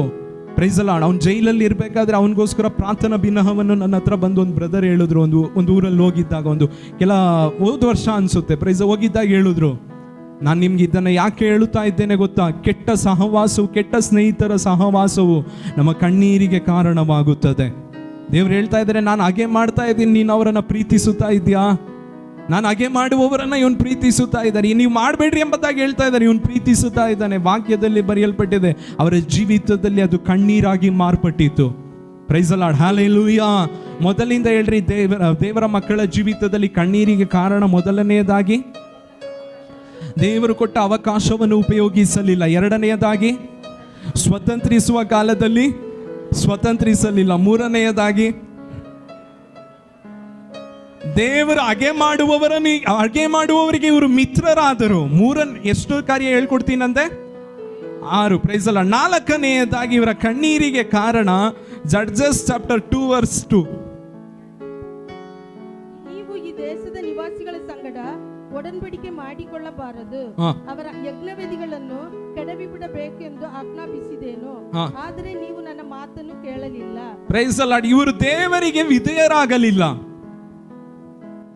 ಇಸ್ರಾಯೇಲ್ ಜನರ ಕಣ್ಣೀರಿಗೆ ಕಾರಣ ಏನು ಗೊತ್ತಾ? ಇವರು ದೇವರಿಗೆ ವಿಧೇಯರಾಗಲಿಲ್ಲ. ಒಂದನ್ನ ತಿಳಿದುಕೊಳ್ಳ್ರಿ, ನಾವು ಪೂರ್ಣ ಹೃದಯದಿಂದ ವಿಧೇಯರಾಗಿ ದೇವರನ್ನು ಆರಾಧಿಸಿದ್ರೆ ಎಷ್ಟು ಅಭಿಷೇಕ ಇಳಿದು ಬರುತ್ತೆ ಗೊತ್ತಾ? ಆಮೇಲೆ ಹೇಳ್ತೀರಾ ಎಂಬುದಾಗಿ ಅಂದುಕೊಂಡೆ. ನಾವು ಪೂರ್ಣ ವಿಧೇಯರಾಗಿ ದೇವರನ್ನ ಪ್ರಾರ್ಥಿಸಿದರೆ ದೇವರು ಎಷ್ಟು ಬಲವಾಗಿ ನಮ್ಮ ಪ್ರಾರ್ಥನೆಯನ್ನು ಕೇಳ್ತಾರೆ ಗೊತ್ತಾ? ಆದ್ರೆ ಈ ವಾಕ್ಯದಲ್ಲಿ ಬರೆಯಲ್ಪಟ್ಟಿದೆ, ಅವರು ದೇವರಿಗೆ ವಿಧೇಯರಾಗಲಿಲ್ಲ. ಮೊದಲನೇದಾಗಿ ದೇವರು ಕೊಟ್ಟ ಅವಕಾಶವನ್ನು ಉಪಯೋಗಿಸಲಿಲ್ಲ. ಈ ಸ್ವತಂತ್ರಿಸುವ ಕಾಲದಲ್ಲಿ ಸ್ವತಂತ್ರಿಸಲಿಲ್ಲ. ದೇವರು ಹಾಗೆ ಮಾಡುವವರನ್ನು ಇವರು ಪ್ರೀತಿ ಮಾಡಿದರು. ನಾಲ್ಕನೆಯದಾಗಿ ಇಲ್ಲಿ ಬರೆಯಲ್ಪಟ್ಟಿದೆ, ದೇವರಿಗೆ ವಿಧೇಯರಾಗಲಿಲ್ಲ ಎಂಬುದಾಗಿ ಬರೆಯಲ್ಪಟ್ಟಿದೆ. Praise the Lord, hallelujah.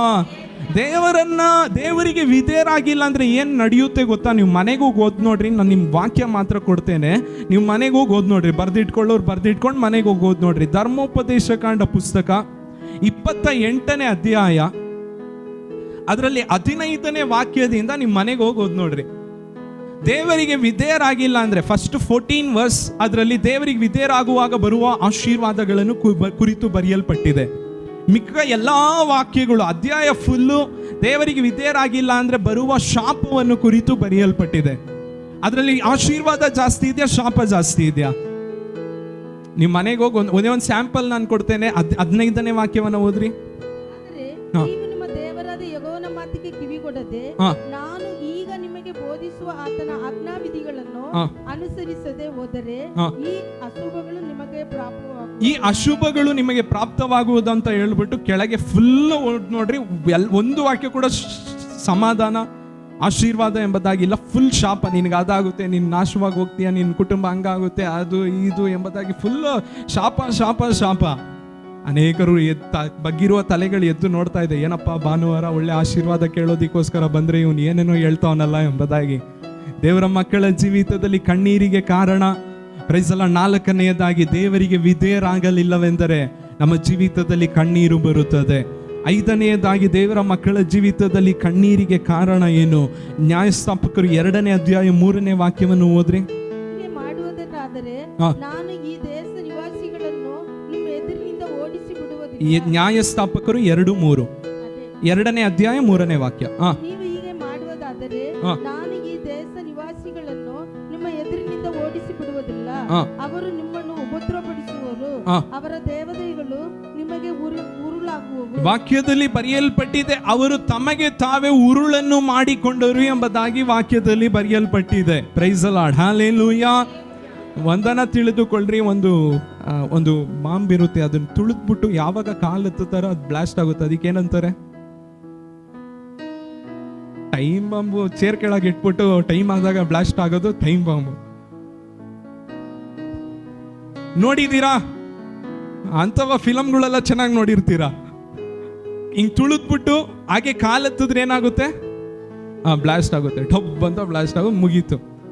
ಅದಕ್ಕೆ ಉರುಳು ಎಂಬುದಾಗಿ ಹೇಳ್ತಾರೆ. ಈಗ ಅದಕ್ಕೆ ಉರುಳು ಅಂತ ಹೇಳ್ತಾರೆ. ಈಗ ಆ ಉರುಳಿನ ಮೇಲೆ ನಾನು ಕಾಲು ಇಟ್ಬಿಟ್ಟೆ. ಈಗ ಆ ಉರುಳತ್ನ ನಾನು ಹೇಳ್ತೇನೆ, ನನ್ಗೆ ಗೊತ್ತಿಲ್ದಲೇ ಇಟ್ಬಿಟ್ಟೆ, ದಯಮಾಡಿ ನನ್ನನ್ನು ಕ್ಷಮಿಸ್ಬಿಡು, ಇದೊಂದ್ಸರಿ ನನ್ನನ್ನು ಬಿಟ್ಬಿಡು, ನಾನು ಇನ್ನೊಂದ್ಸತಿ ಇದ್ರ ಮೇಲೆ ಏನು ಮಾಡೋದಿಲ್ಲ, ನಿನ್ನ ಮೇಲೆ ಯಾವುದೇ ಕಾರಣಕ್ಕೂ ಕಾಲು ಇಡೋದಿಲ್ಲ ಎಂಬುದಾಗಿ ಈ ಕಾಲನ್ನು ತೆಗೆದ್ರೆ ಅದು ಇವನ ಜೀವವನ್ನು ತೆಗೆದುಬಿಡುತ್ತೆ. ಈ ವಾಕ್ಯದಲ್ಲಿ ಬರೆಯಲ್ಪಟ್ಟಿದೆ, ತಮಗೆ ತಾವೇ ಉರುಳನ್ನು ಮಾಡಿಕೊಂಡರು. ದೇವರ ಮಕ್ಕಳ ಜೀವಿತದಲ್ಲಿ ಕಣ್ಣೀರಿಗೆ ಕಾರಣ, ಶತ್ರು ಬಂದು ನಿನ್ನ ಕಾಲ ಕೆಳಗೆ ಉರುಳನ್ನು ಇಡಲಿಲ್ಲ, ನೀನು ಶತ್ರುವಿನ ಜಾಗಕ್ಕೆ ಹೋಗಿ ನಿನ್ನ ಕಾಲನ್ನು ಸಿಕ್ಕಿಸಿಕೊಂಡಿ. ಶತ್ರು ಇರುವ ಜಾಗಕ್ಕೆ ಇವರೇ ಹೋಗಿ ಕಾಲುಗಳನ್ನು ಇಟ್ಟು ಇವರು ಉರುಳಲ್ಲಿ ಸಿಕ್ಕಿಕೊಂಡರು. ಆದರೆ ಈ ಆರಾಧನೆಯಲ್ಲಿ ಒಂದು ಶುಭ ಸಂದೇಶವನ್ನು ಹೇಳುತ್ತೇನೆ. ಯಾವ ಉರುಳಲ್ಲಿ ನೀವು ಸಿಕ್ಕಿಕೊಂಡಿದ್ದರೂ ಅದರಿಂದ ಬಿಡಿಸುವ ದೇವರು ಈ ಆರಾಧನೆಯಲ್ಲಿ ಇಳಿದು ಬಂದಿದ್ದಾರೆ. ಒಂದು ನಿಮಿಷ ಎಲ್ಲರೂ ಕೈಗಳನ್ನು ತಟ್ಟಿ ದೇವರ ನಾಮವನ್ನು ಮಹಿಮೆ ಪಡಿಸಿರಿ. ಯೇಸುವಿನ ನಾಮದಲ್ಲಿ ಅಪ್ಪ, ಇವರ ಕುಟುಂಬದಲ್ಲಿ, ಆಮೇಲೆ ಇವರ ಜೀವಿತದಲ್ಲಿ, ಇವರ ಬಿಸ್ನೆಸ್ಗಳಲ್ಲಿ, ಇವರ ನೆಮ್ಮದಿಗೆ ವಿರುದ್ಧವಾಗಿರುವ ಉರುಳುಗಳು, ಇವರ ಆರೋಗ್ಯಕ್ಕೆ ವಿರುದ್ಧವಾಗಿರುವ ಉರುಳುಗಳು ಯೇಸುವಿನ ನಾಮದಲ್ಲಿ ಇಲ್ಲದೆ ಹೋಗಲಿ ಕರ್ತನೆ. ಆ ಸೈತಾನನ ಬಂಧನಗಳು ಯೇಸುವಿನ ನಾಮದಲ್ಲಿ ಮುರಿಯಲ್ಪಡಲಿ. ಶತ್ರುವಿನ ಕಾರ್ಯಗಳು ಯೇಸುವಿನ ನಾಮದಲ್ಲಿ ಮುರಿಯಲ್ಪಡಲಿ. Praise the Lord, hallelujah. ದೇವರು ಉರುಳನ್ನು ಬಿಡಿಸಿ, ಉರುಳಿಂದ ನಿಮ್ಮನ್ನು ಬಿಡಿಸಿ ನಿಮ್ಮ ಕುಟುಂಬವನ್ನು ಮೇಲೆತ್ತಲು ಶಕ್ತನಾಗಿದ್ದಾನೆ. ಹಾಗಂದ್ರೆ 5ನೇದಾಗಿ ಇವರ ಕಣ್ಣೀರಿಗೆ ಕಾರಣ ಇವರೇ ಹೋಗಿ ಉರುಳಲ್ಲಿ ಸಿಕ್ಕಿಕೊಂಡರು. 6ನೇದಾಗಿ ಇವರ ಕಣ್ಣೀರಿಗೆ ಕಾರಣ, ಕೊನೆಯದಾಗಿ ನ್ಯಾಯಸ್ಥಾಪಕರು 2ನೇ ಅಧ್ಯಾಯ 10ನೇ ವಾಕ್ಯವನ್ನು ಓದ್ರಿ.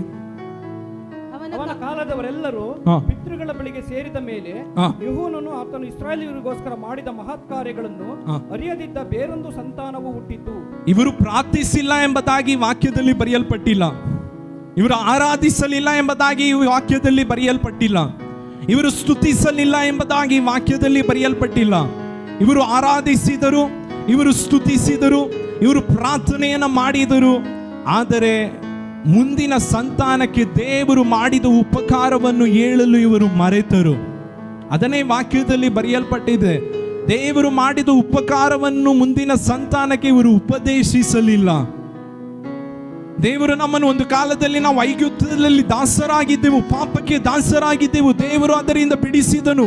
ಯಜ್ಞದ ಕುರಿಯಾದಾತನು ನಮಗೋಸ್ಕರ ಕೊಯ್ಯಲ್ಪಟ್ಟ ದಿವಸ ನಾವು ಅದರಿಂದ ಬಿಡುಗಡೆ ಹೊಂದಿದ್ದೆವು. ನಮ್ಮನ್ನು ಹಿಂದಟ್ಟುತ್ತಿದ್ದಂಥ ಫಾರೋನ್ ಸೈನ್ಯವನ್ನು ದೇವರು ಸಮುದ್ರದಲ್ಲಿ ಮುಳುಗಿಸಿದರು. ನಮ್ಮನ್ನು ಹಿಂದಟ್ಟುತ್ತಿದ್ದಂಥ ಶತ್ರುವನ್ನು ಫಾರೋಹನನ್ನು ದೇವರು ಸಂಹರಿಸಿದರು. ಕೆಂಪು ಸಮುದ್ರದಲ್ಲಿ ಸಂಹರಿಸಿದರು. ಆಮೇಲೆ ಕೆಂಪು ಸಮುದ್ರವನ್ನು ನಮಗೋಸ್ಕರ ವಿಭಾಗಿಸಿ ಅದರ ಮಧ್ಯದಲ್ಲಿ ನಮ್ಮನ್ನು ನಡೆಸಿದರು. ಯೋರ್ದಾನ್ ಹೊಳೆಯನ್ನು ನಮಗೋಸ್ಕರ ವಿಭಾಗಿಸಿ ಅದರಲ್ಲಿ ನಮ್ಮನ್ನು ನಡೆಸಿದರು. ನಮಗೋಸ್ಕರ ಯೆರಿಕೋ ಪಟ್ಟಣವನ್ನು ದೇವರು ಉರುಳಿಸಿದರು. ಎದುರಾದ ಕೋಟೆಗಳನ್ನು ಉರುಳಿಸಿದರು. ನಮಗೋಸ್ಕರ ದೇವರು ದೊಡ್ಡ ದೊಡ್ಡ ಪಟ್ಟಣಗಳನ್ನು ಅದರ ನಮ್ಮ ಮುಂದೆ ಇಲ್ಲದಂತೆ ಮಾಡಿದರು. ಒಂದು ದಿವಸ ನಾವು ನೀರಿಲ್ಲದೆ ಇದ್ದೆವು, ಬಾಯಾರಿದ್ದೆವು. ನಮಗೋಸ್ಕರ ಒಂದು ಬಂಡೆಯು ಸೀಳಲ್ಪಟ್ಟಿತ್ತು. ಆ ನೀರಿನಿಂದ ನಾವು ಈಗ ಜೀವಿಸುತ್ತಿದ್ದೇವೆ. ಆ ಕ್ರಿಸ್ತನಿಂದ ನಾವು ಈಗ ಜೀವಿಸುತ್ತಿದ್ದೇವೆ ಎಂಬುದನ್ನು ದೇವರ ಮಕ್ಕಳು ಅವರ ಮಕ್ಕಳಿಗೆ ತಿಳಿಸುವುದನ್ನು ಮರೆತರು. ಇಂಗ್ಲೆಂಡ್ ದೇಶದಲ್ಲಿ ಅನೇಕ ಸಭೆಗಳು ಬಾರಾಗಿ ಕನ್ವರ್ಟ್ ಆಗ್ತಾ ಇದೆ.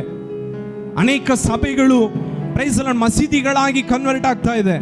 ಅನೇಕ ಸಭೆಗಳು ದೇವಸ್ಥಾನಗಳಾಗಿ ಕನ್ವರ್ಟ್ ಆಗ್ತಾ ಇದೆ. ಕಾರಣ ಏನು? ಒಂದು ಕಾಲದಲ್ಲಿ ದೇವರಿಗೋಸ್ಕರ ಸ್ಥಿರವಾಗಿ ನಿಂತ ಜನರಲ್ವಾ? ಒಂದು ಕಾಲದಲ್ಲಿ ದೇವರಿಗೋಸ್ಕರ ಏನಾದರೂ ಸೇವೆ ಮಾಡಬೇಕೆಂಬುದಾಗಿ ತಮ್ಮ ದೇಶದ ಗಡಿಯನ್ನು ದಾಟಿ ಸೇವೆ ಮಾಡಿದ ಜನರಲ್ವಾ? ಒಂದು ಕಾಲದಲ್ಲಿ ಹೇಗಾದರೂ ರಕ್ಷಣೆ ಉಂಟಾಗಬೇಕು, ಹೇಗಾದರೂ ಜನರು ಕ್ರಿಸ್ತನನ್ನು ಅಂಗೀಕರಿಸಬೇಕೆಂಬುದಾಗಿ ಒತ್ತಾಡಿದ ಜನರಲ್ವಾ?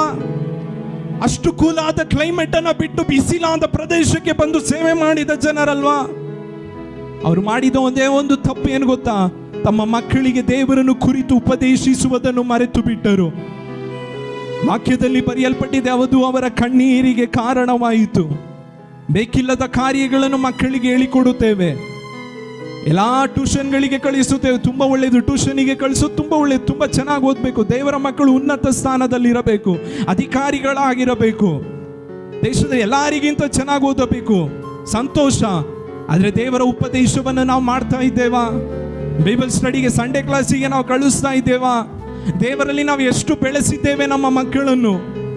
ಇವರೆಲ್ಲ ಮಾಡಿದ್ರು ದೇವರ ಮಕ್ಕಳು, ದೇವರು ಅವರಿಗೆ ಕೊಟ್ಟಂತ ಮಕ್ಕಳಿಗೆ ದೇವರು ಮಾಡಿದ ಉಪಕಾರವನ್ನು ಸಾಕ್ಷಿ ಹೇಳುವುದನ್ನು ಮರೆತು ಬಿಟ್ಟರು ಎಂಬುದಾಗಿ ವಾಕ್ಯದಲ್ಲಿ ಬರೆಯಲ್ಪಟ್ಟಿದೆ. ಅದು ಅವರ ಕಣ್ಣೀರಿಗೆ ಕಾರಣವಾಯಿತು. ಒಂದು ನಿಮಿಷ ಎಲ್ಲರೂ ಕಣ್ಣುಗಳನ್ನು ಮುಚ್ಚ್ರಿ. ಅಪ್ಪ, ನನ್ನ ಜೀವಿತದಲ್ಲಿ ನನಗೆ ಕೊಟ್ಟಂತ ಸಂತತಿಗೆ, ಅಪ್ಪ, ನನ್ನ ಸಂತತಿಯು ನಿಮ್ಮನ್ನು ಆರಾಧಿಸುವ ಸಂತತಿಯಾಗಿರಬೇಕು ಕರ್ತನೆ. ಎಲ್ಲರೂ ಬಾಯಿ ತೆರೆದು ಕೇಳ್ರಿ, ಒಬ್ಬರು ಮೌನವಾಗಿರಬೇಡ್ರಿ. ನನಗೆ ದೇವರು ಕೊಟ್ಟಂತ ಸಂತತಿಯು ಆಮೇಲೆ ಆರಾಧಿಸುವ ಸಂತತಿಯಾಗಿರಲಿ. ಎಷ್ಟು ದೊಡ್ಡ ಜವಾಬ್ದಾರಿಯನ್ನು ದೇವರು ನಿಮಗೆ ಕೊಟ್ಟಿದ್ದಾರೆ. ಅಪ್ಪ, ನಮ್ಮ ಮಕ್ಕಳು ನಿನ್ನ ದಾರಿಯಲ್ಲಿ ಬೆಳೆಯಬೇಕು ಕರ್ತನೆ. ಬಾಯಿ ತೆರೆದು ಕೇಳ್ರಿ, ನಮ್ಮ ಮಕ್ಕಳು ನಿನ್ನ ದಾರಿಯಲ್ಲಿ ಬೆಳೆಯಬೇಕು, ನಿನ್ನ ಮಕ್ಕಳಾಗಿ ಜೀವಿಸಬೇಕು. ಆರಾಧನೆ ವೀರರು ಎದ್ದೇಳಲಿ. ಕೇಳ್ರಿ, ಬಾಯಿ ತೆರೆದು ಕೇಳ್ರಿ, ಬಾಯಿ ತೆರೆದು ಕೇಳ್ರಿ. ಒಬ್ಬರು ಮೌನವಾಗಿರಬೇಡ್ರಿ. ಸ್ತುತಿಸುವವರು ನಮ್ಮ ಸಂತತಿಯಲ್ಲಿ ಎದ್ದೇಳಲಿ. ವಾಕ್ಯ ಸಾರುವವರು ನನ್ನ ಸಂತತಿಯಲ್ಲಿ ಎದ್ದೇಳಲಿ. ಎಲ್ಲರೂ ಕೇಳ್ರಿ, ಒಬ್ಬರು ಮೌನವಾಗಿರಬೇಡ್ರಿ. ನೀವೀಗ ಮೌನವಾಗಿದ್ದರೆ ಕಣ್ಣೀರು ಸುರಿಸುವ ಕಾಲವೂ ಬರುತ್ತದೆ. ಬಾಯಿ ತೆರೆದ್ರೆ ಹೇಳ್ರಿ ಶಬ್ದವಾಗಿ, ಅಪ್ಪ, ಅಪ್ಪ, ಆರಾಧಿಸುವವರು ಎದ್ದೇಳಲಿ, ನಿಮ್ಮನ್ನು ಹಿಂಬಾಲಿಸುವವರು ಎದ್ದೇಳಲಿ, ಮೊಣಕಾಲಲ್ಲಿ ನಿಲ್ಲುವವರು ಎದ್ದೇಳಲಿ, ಮೊಣಕಾಲಲ್ಲಿ ನಿಲ್ಲುವವರು ಎದ್ದೇಳಲಿ, ಉಪವಾಸ ಮಾಡುವವರು ಎದ್ದೇಳಲಿ. ಶಬಲರ ಹಂತನಾರಿಕನಲರಾದನಬ ಉಡಂದನವರಿ ಅಂತನಲರಾದನಬ. ಎಲ್ಲರೂ ಕೈಗಳನ್ನು ತಟ್ಟಿ ಒಂದು 2 ನಿಮಿಷ ಆರಾಧನೆ ಮಾಡ್ರಿ. ಅಪ್ಪ, ನಿಮ್ಮ ನಾಮವು ಮಹಿಮೆ ಪಡಲಿ. ಪ್ರಾರ್ಥನೆಯನ್ನು ಕೇಳುತ್ತಿರುವುದಕ್ಕಾಗಿ ಸ್ತೋತ್ರ.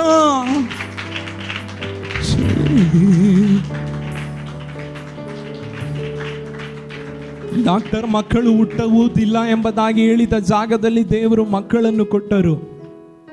ಆ ಮಕ್ಕಳಿಗೆ ಇವರು ಉಪದೇಶಿಸಲು ಮರೆತು ಬಿಟ್ಟರು. ಆಕ್ಸಿಡೆಂಟಲ್ಲಿ ಇದರೊಂದಿಗೆ ನಿನ್ನ ಜೀವ ಹೋಯಿತು ಎಂಬುದಾಗಿ ಡಾಕ್ಟರ್ ಕೈ ಬಿಡುವಾಗ ದೇವರು ಮತ್ತೆ ಜೀವವನ್ನು ಕೊಟ್ಟರು. ದೇವರು ನನಗೆ ಈಗ ನಾನು ಬದುಕಿರುವುದು ದೇವರ ಕೃಪೆ ಎಂಬುದನ್ನು ಹೇಳೋದನ್ನು ಇವರು ಮರೆತು ಬಿಟ್ಟರು.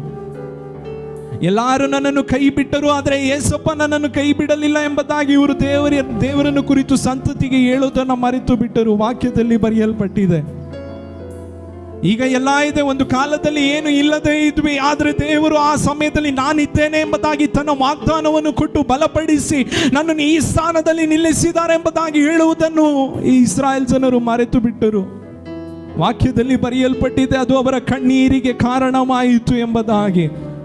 ಯೇಸುವಿನ ನಾಮದಲ್ಲಿ ಸಂತತಿಯನ್ನು ಬೀಳಿಸುವುದಕ್ಕೋಸ್ಕರ ಪ್ರಯತ್ನ ಪಡುವ ಎಲ್ಲ ಅಂಧಕಾರ ಶಕ್ತಿಗಳು ಈ ಆರಾಧನೆಯಲ್ಲಿ ಇಲ್ಲದೆ ಹೋಗಲಿ. ಆಮೇಲೆ ನಮ್ಮ ಮಕ್ಕಳನ್ನು ಮುಟ್ಟುವುದಕ್ಕೋಸ್ಕರ ಬರುವ ಎಲ್ಲ ಅಂಧಕಾರ ಶಕ್ತಿಗಳು, ಆಮೇಲೆ ಆರೋಗ್ಯಕ್ಕೆ ವಿರುದ್ಧವಾಗಿ, ಅವರ ಎಜುಕೇಶನ್ಗೆ ವಿರುದ್ಧವಾಗಿ, ಅವರ ಆತ್ಮಿಕ ಜೀವಿತಕ್ಕೆ ವಿರುದ್ಧವಾಗಿ, ಅವರ ಭವಿಷ್ಯಕ್ಕೆ ವಿರುದ್ಧವಾಗಿ ಎದ್ದಿರುವ ಎಲ್ಲ ಅಂಧಕಾರ ಶಕ್ತಿಗಳು ಯೇಸುವಿನ ನಾಮದಲ್ಲಿ ಇಲ್ಲದೆ ಹೋಗಲಿ. Hallelujah, hallelujah. 2 ನಿಮಿಷ ಬಾಯಿಗಳನ್ನು ತೆರೆದು ಅನ್ಯ ಭಾಷೆಗಳೊಂದಿಗೆ ಸ್ತುತಿಸಿರಿ. ಅನ್ಯ ಭಾಷೆಗಳಿಂದ ಸ್ತುತಿಸಿರಿ. ಆತ್ಮನಿಂದ ತುಂಬಿ ಸ್ತುತಿಸಿರಿ. ಅಭಿಷೇಕ ಹೊಂದಿದವರು ಸ್ತುತಿಸಿರಿ. ಕೃಪೆ ಹೊಂದಿರುವವರು ಸ್ತುತಿಸಿರಿ. ದೇವರು ಬಲವಾಗಿ ಚಲಿಸುತ್ತಿದ್ದಾನೆ. ಶಗನ ಹದನ ರಿಯಂತನಾರಾಧನ. Hallelujah, hallelujah, hallelujah, hallelujah, hallelujah, hallelujah. Praise the Lord, praise the Lord. 6 ಕಾರ್ಯ ನಡೀತು.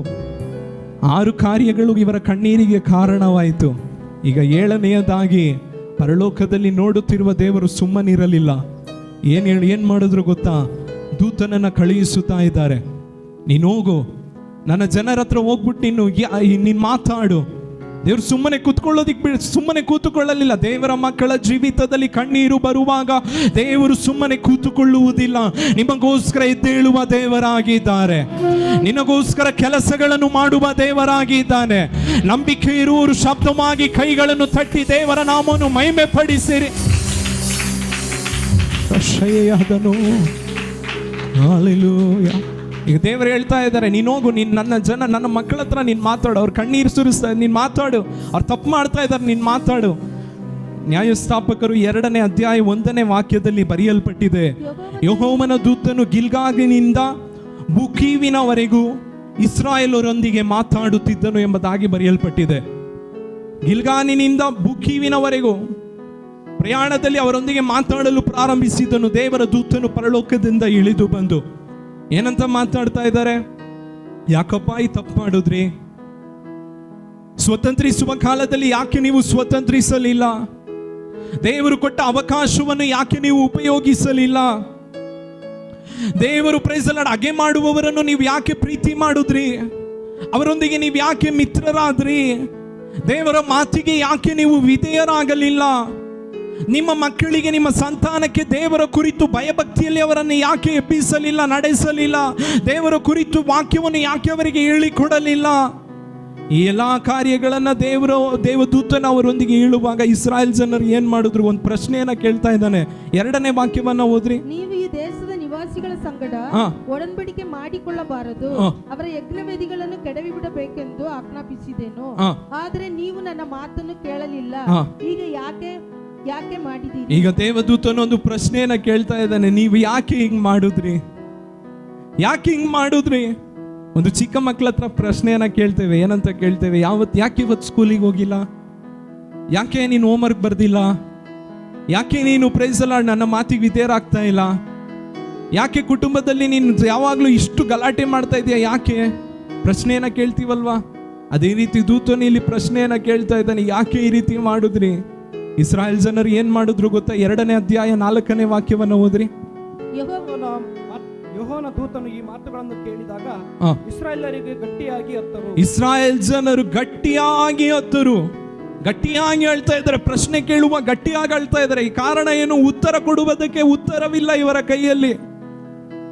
ದೇವದೂತನು ಪ್ರಶ್ನೆಯನ್ನ ಕೇಳುವಾಗ ಇವರ ಕೈಯಲ್ಲಿ ಉತ್ತರವಿಲ್ಲ. ಯಾಕೆ ಅವಕಾಶ ಉಪಯೋಗಿಸಿಕೊಳ್ಳಲಿಲ್ಲ? ಯಾಕೆ ನೀವು ಸ್ವತಂತ್ರಿಸುವ ಕಾಲದಲ್ಲಿ ಸ್ವತಂತ್ರಿಸಲಿಲ್ಲ?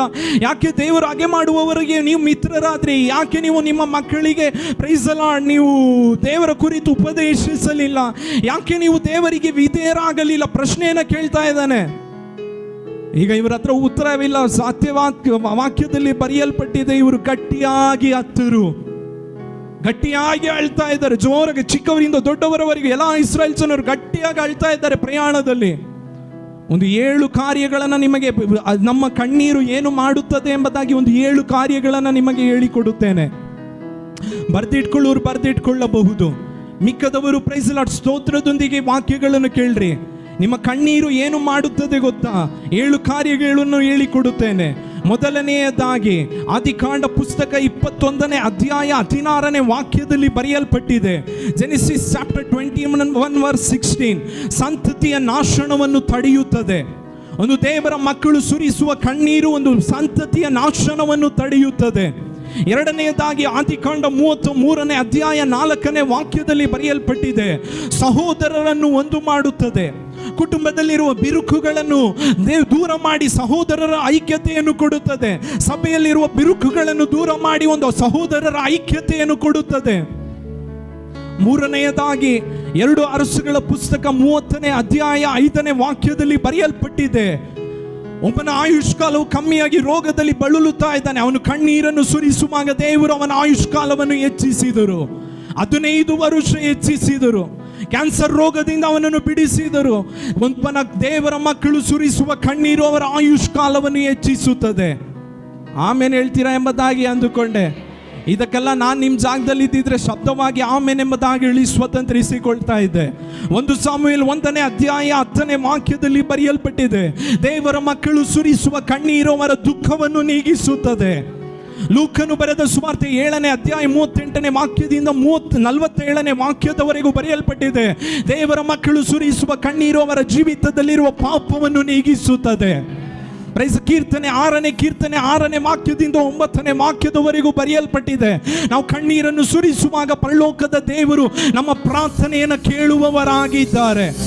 7ನೇಯದಾಗಿ ಪ್ರೈಸ್ ದಿ ಲಾರ್ಡ್ ಯೋಹಾನನು ಬರೆದ ಸುವಾರ್ತೆ 11ನೇ ಅಧ್ಯಾಯ 35ನೇ ವಾಕ್ಯದಿಂದ ಪ್ರೈಸ್ ದಿ ಲಾರ್ಡ್ 44ನೇ ವಾಕ್ಯದವರೆಗೂ ಬರೆಯಲ್ಪಟ್ಟಿದೆ, ನಾವು ಸುರಿಸುವ ಕಣ್ಣೀರು ಅದ್ಭುತಗಳನ್ನು ನಡೆಸುತ್ತದೆ, ಸತ್ತವರನ್ನು ಜೀವಿತವಾಗಿ ಎಬ್ಬಿಸುತ್ತದೆ. 1 ನಿಮಿಷ ಕೈಗಳನ್ನು ತಟ್ರಿ, 1 ನಿಮಿಷ ಕೈಗಳನ್ನು ತಟ್ರಿ. ನಿಮ್ಮ ಕಣ್ಣೀರು ಬಲವಾದ ಆಯುಧವು.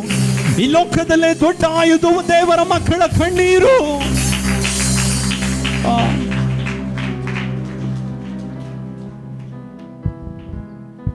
ನೀವು ಸುರಿಸುವ ಕಣ್ಣೀರು ಈ ಲೋಕದಲ್ಲೇ ದೊಡ್ಡ ಆಯುಧವಾಗಿದೆ.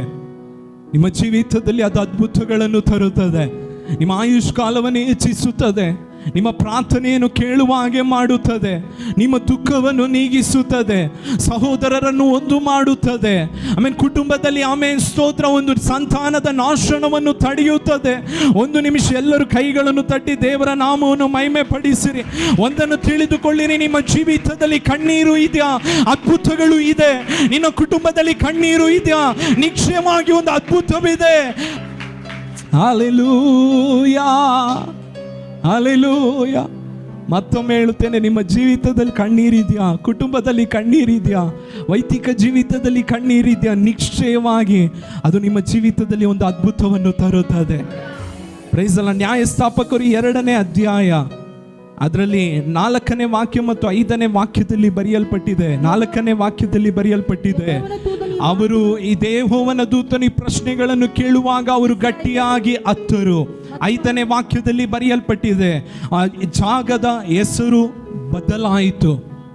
ಅನೇಕರು ಸಭೆಗೆ ಬರುವವರು ಆಚೆ ನಗುತ್ತಿದ್ದೇನೆ, ಒಳಗೆ ಅಳುತ್ತಿದ್ದೇನೆ, ಆಚೆ ಚೆನ್ನಾಗಿದ್ದೇನೆ, ಒಳಗೆ ಮುರಿಯಲ್ಪಟ್ಟಿದ್ದೇನೆ. ಆಚೆ ಎಲ್ಲರೊಂದಿಗೆ ಚೆನ್ನಾಗಿ ಸಂಭಾಷಣೆ ಮಾಡುತ್ತಾ ಇದ್ದೇನೆ, ಆದರೆ ನನ್ನ ಹೃದಯವು ಮುರಿಯಲ್ಪಟ್ಟಿದೆ, ನನ್ನ ಕುಟುಂಬವು ಮುರಿಯಲ್ಪಟ್ಟಿದೆ, ನನ್ನ ಮನಸ್ಸು ಮುರಿಯಲ್ಪಟ್ಟಿದೆ, ನನ್ನ ಬಲವು ಮುರಿಯಲ್ಪಟ್ಟಿದೆ ಎಂಬುದಾಗಿ ಯಾರಾದರೂ ಈ ಮಾತುಗಳನ್ನು ಕೇಳುತ್ತಿದ್ದರೆ, ವಾಕ್ಯದಲ್ಲಿ ಬರೆಯಲ್ಪಟ್ಟಿದೆ, ಆ ಜಾಗದ ಹೆಸರೇ ಬದಲಾಯಿತು ಎಂಬುದಾಗಿ. ಒಂದನ್ನು ತಿಳಿದುಕೊಳ್ಳಿರಿ, ಆ ಜಾಗದ ಹೆಸರೇ ಬದಲಾಯಿತೆಂದರೆ ಯೇಸುವಿನ ನಾಮದಲ್ಲಿ ಹೇಳುತ್ತೇನೆ, ನಿಮ್ಮ ಪರಿಸ್ಥಿತಿಯು ಬದಲಾಗುತ್ತದೆ, ನಿಮ್ಮ ಕುಟುಂಬದ ಪರಿಸ್ಥಿತಿಯು ಬದಲಾಗುತ್ತದೆ.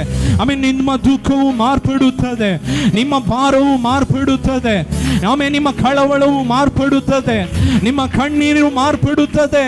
ಆ ಜಾಗದ ಹೆಸರೇ ಮಾರ್ಪಟ್ಟಿತೆಂದರೆ ನಿಮ್ಮ ದುಃಖವು ಮಾರ್ಪಡುತ್ತದೆ. Yeah.